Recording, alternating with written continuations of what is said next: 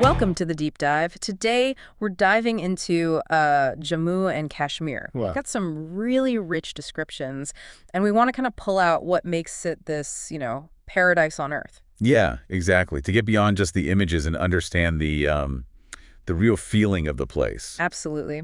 And the first thing that jumps out is just the sheer range of landscapes. It's quite something. You have the Kashmir Valley, Beta Valley, Pahalgam, all incredibly green, right? Yeah.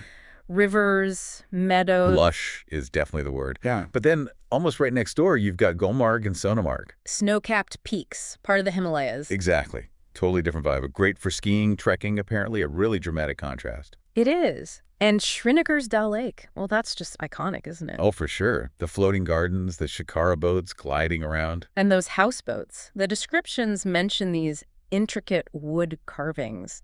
Staying in one must be, well, unique. It really speaks to how people have, integrated their lives with the lake itself. It's not just scenery, it's a way of life. Yeah, a sort of living culture on the water. Precisely. The ingenuity there is quite fascinating.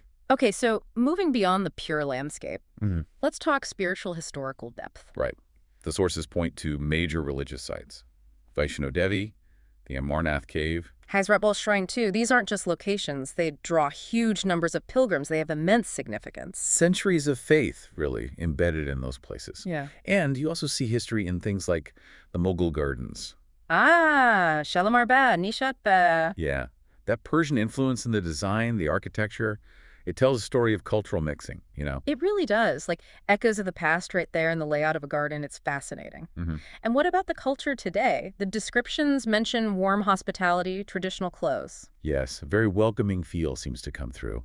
And the food. We have to mention the food. Okay, go on. Rogan Josh. Rogan Josh, gushtaba, these really rich, flavorful dishes, and kawa, that special tea. Right, the spiced green tea. It all points to a really distinct culinary heritage, using local flavors.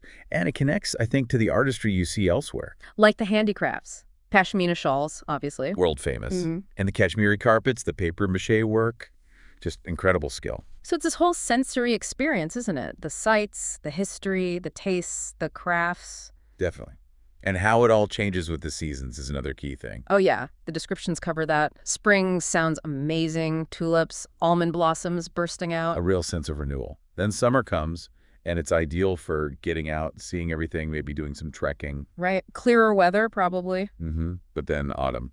That's the one that catches my eye. The chinar trees turning gold and red. It sounds visually spectacular. Like the whole landscape is on fire, in a good way. Yeah.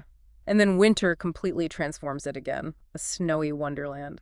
It really highlights the resilience and the constant beauty of the place, just expressed differently throughout the year. So pulling it all together, it's this combination, isn't it?